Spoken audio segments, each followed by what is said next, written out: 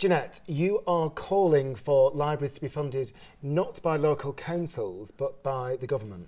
Yes, I'd like to see libraries come out of the education budget, because it seems to me at the moment we've got a clash of styles here, and libraries go under leisure, which means they're competing with sports centres, for instance, and it means when local councils are making cuts, they're thinking, well, can we empty the bins or can we fund the libraries? That seems nuts to me. Libraries are part of the education of the country, and that's where the money should come from.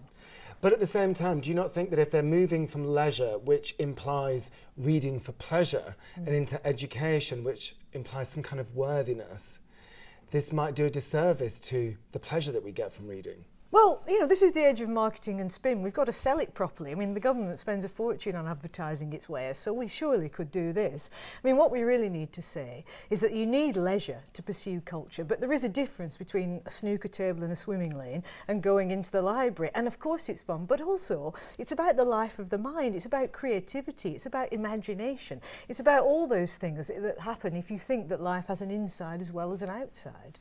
So do you think that to a certain extent libraries and the arts are viewed as a kind of wasteful accessory or an add-on extra? I think they're the thing that everybody wants to cut. They say it's all very well, you know, we can afford libraries when there's plenty of money, but in an austerity budget, how do we prioritise? That's the wrong question, you know, and there's always money there and we can always find it. What I worry about is that this is often ideology disguised as expediency. Well, you also talk in the lecture about the post-war period and how culture for everyone was viewed and how things have changed since then. During the post-war period, there wasn't very much money. There wasn't a penny. You know, 1946, there's Maynard Keynes saying we have to set up the Arts Council. Britain didn't have anything. It was in ruins. And the slogan for the Arts Council was the best for the most. That's a vision for Britain. I'd like to see that now. We're not poorer now than we were then. So what do you think's changed then? I mean, do you not think, you could argue that we have a greater awareness of the benefits of the arts now, that we all know how good we are at the arts and the strength of our creative industries.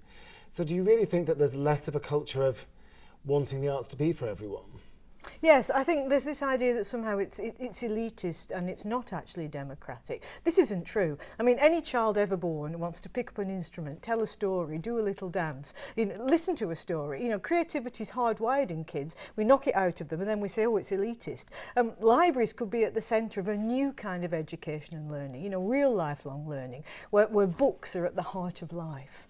But you could argue that with free museums and galleries, for example, or free entry to museums and galleries, there's a greater awareness of art being for everyone, or the arts being for everyone. I hope so, but I think we're afraid in times of austerity of prioritising that, of saying that life does have an inside as well as an outside, and we should value more than simply shopping and leisure when it comes to snooker tables and swimming lanes. You know, it's about culture, and the British are a bit nervous around culture. You know, we think it's about pointy-headed intellectuals, so we shy away from that. You know, I'd just like to see it really being for everybody, and I think we should go out and market it like that. Look, we've changed the nation's coffee drinking habits in 10 years, so why don't we go out there and say, change your reading habits. This is for you. Do you think, talking about sport, do you think a greater appreciation of the value of sport following the Olympics has actually done a disservice to the arts and the way that we appreciate them?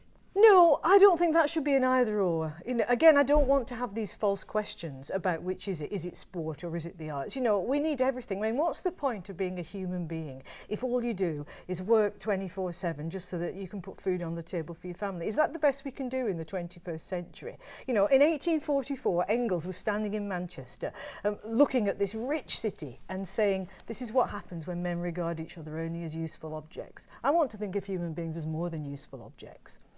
So, in that case, if we want to beef up library provision, where do you think the money should come from? I think it should come from government directly, from the education budget.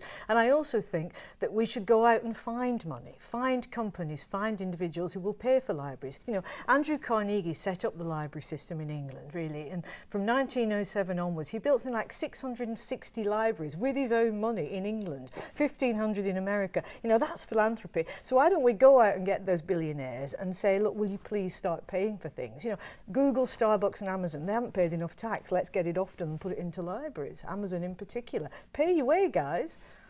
Do you think this is feasible, though? Yes. Everything in life is propositional. You know, economics isn't a law like gravity. You know, we make things up as we go along. Of course we can change it. You know, this is our society. If we decide we want to prioritise library funding and arts funding, of course we can get the money. We spoke to the DCMS this morning and mentioned your proposals. They say they have no plans to change the funding of libraries. Oh, I'm really surprised to hear that. But look, the 1964 Act is really out of date now. It comes from a different time. It's a Harold Wilson government that set it up. You know, socialism has been good for libraries, good for the arts. But we do need to look at it again now because it's not protecting libraries. Libraries are closing across England. So if the Act isn't doing its job, shouldn't we change it? Well, and also, presumably, the role of the library has evolved massively since 1964. It has. I mean, at its simplest, the library is a building that houses books. And now we've gone digital. Now we've got all sorts of cultural services, social services that happen through libraries, reading groups, outreach for kids. All of those things are really important. They're 21st century libraries. You know, it's huge now, so it needs more money, not less. It's not one simple thing anymore. It's many things. It's the hub of the community. What have libraries meant to you then, personally, in your life? Everything. The Accrington Public Library was a Carnegie library, and I was a poor child with no books, 6 books in the house. My dad couldn't read. You know, I went there every night after school. There was a big shelf. It said English literature in prose, A to Z. I didn't know where to start, so I started at A. Thank God her name was Austen. And you just worked through alphabetically? I worked through it alphabetically, yeah. And it was a place of confident knowledge. It was a place that said to me as a working class kid, all of this is for you. It's not elitist. The great writers aren't remote. They're here in Accrington. You can have them. And so with no other opportunities and few choices, books themselves were magic carpets. That's how I left home. So do you think you'd be sitting here now if it weren't for libraries? Definitely not. I'd be in Woolworths. Actually, I wouldn't be in Woolworths because Woolworths has closed down. Well, finally then, how do you think, talk about Woolworths closing down, how do you think society would change if we were to lose the library service as we know it at the moment? I think it would be even more impoverished than it is at present. I mean, Accrington, my hometown, is second on the list of the poverty trap towns in England, and that had a thriving public library which has now been scaled back quite a lot because of the cuts. But libraries could be at the heart of streets. Instead of having boarded up shops, everybody going to the out of town centres, libraries could again, if there's enough footfall, bring back businesses into the town centres. Libraries could become hubs to generate economic activity, you know, as well as cultural activity. We should see them as an economic asset, not simply a drain on resources. How do you think that libraries are responding at the moment to these new challenges that are coming up?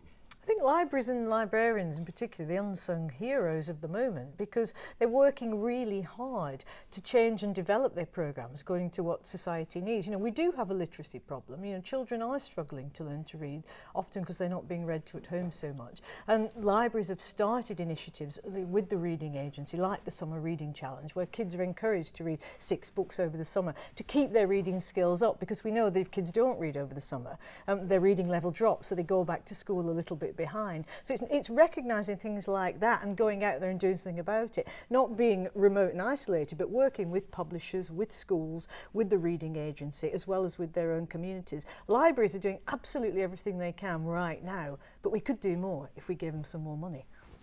What is it about some children that they need encouragement to read, and then others, like yourself, who needed no encouragement? Well, the 60s was a different world. Kids have got a lot of distractions now, and literacy isn't valued in the way that it was then. I don't believe that. I think that's the problem. You know, everybody thinks you can just watch TV or it'll all come in on the internet. It won't. At the same time, when children do go onto the internet or texting or whatever, it's all reading, isn't it? Yeah, but reading is difficult. It's not natural to the brain. You know, it's hard to learn, and that's something that children need to understand as well. It's fun, but it's difficult. And I think in a library environment, you're not so easily frustrated. You don't feel like a failure. Books are everywhere. There's somebody to encourage you, and it's got that playful element in it. It's not in school, and kids learn best when they're playing. And lots of children's library areas now, you know, they're colourful, they're exciting. You can make a noise. It's not like when we were growing up. So kids learn that books are their friends and they want them, and this is hugely valuable. That lasts then through the rest of life.